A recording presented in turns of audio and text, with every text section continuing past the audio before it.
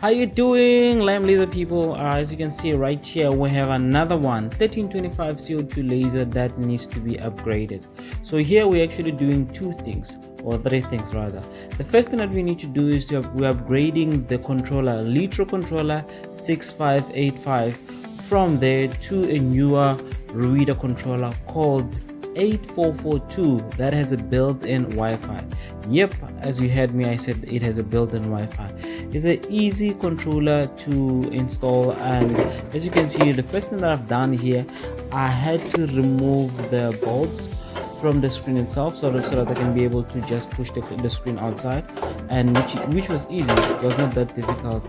As you can see here, I just take my screwdriver, just a big one. You just have to be careful when you do this so that you don't break it. Then you just wiggle it like that, and then you get I've got another screwdriver just to remove it.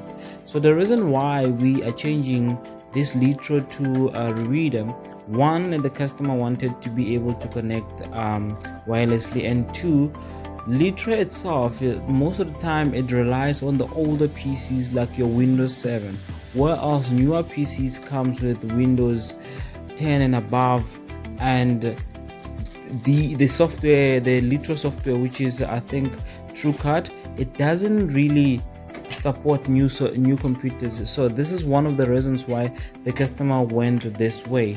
And the cool thing about the new software or new controller, which is RUIDA, is that you can still use the software called Lightband. It comes with a software called RDWorks, but you can still use a Lightband.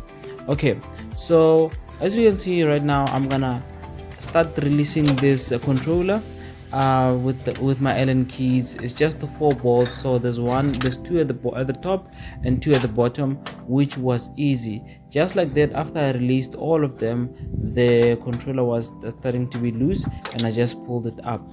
So as you can see, these things are not difficult for you to do. You can also still do it at home, but if you struggle, you can leave your comments there and then we can help you.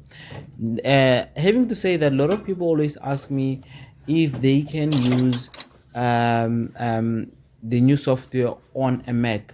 Yes, so the cool thing about this is that if you are using a Lightband, so you can install a Lightband on a Mac, which is going to be easier for you to operate. And I know a lot of people that design, they still rely on a thing like a Mac rather.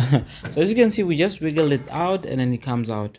And then this is a new set. This is how it comes out. You can see we have Ethernet cable, adapters, and there's a controller and there's a screen. So the first thing that I need to do is to follow this wiring that from the old controller, which is the LEETRO one, the 6585, to a new RUIDA one, which is 8442 with the Wi-Fi. So as you can see there, I'm pointing out the sticker so that you can be able to see and know which one is which. So the new one, it's not that difficult for you to actually be wired and all that. So it has the same mapping, so it's in and out, so you just have to follow the wires and understand them. As you can see, we're gonna start releasing all the screws there and then take the wiring from the old, from LEETRO to RUIDA, but it has to match. So the easiest way is to always follow the wiring diagram. Other than that, if you're unsure about this and you are doing it yourself, it's always the best way you can do. You can take a picture of the old one and then take a picture of the new one and send it to me and leave on the comments there, and I can always reply to you on how to supposed to do it. So you will see here I'm busy with releasing the belt and all that.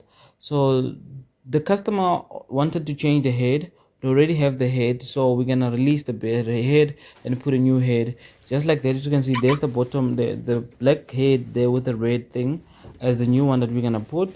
The reason being is because the customer says that this old one, it gives him problems. But for me, I didn't see anything wrong with the head, but you have to do what the customer wants.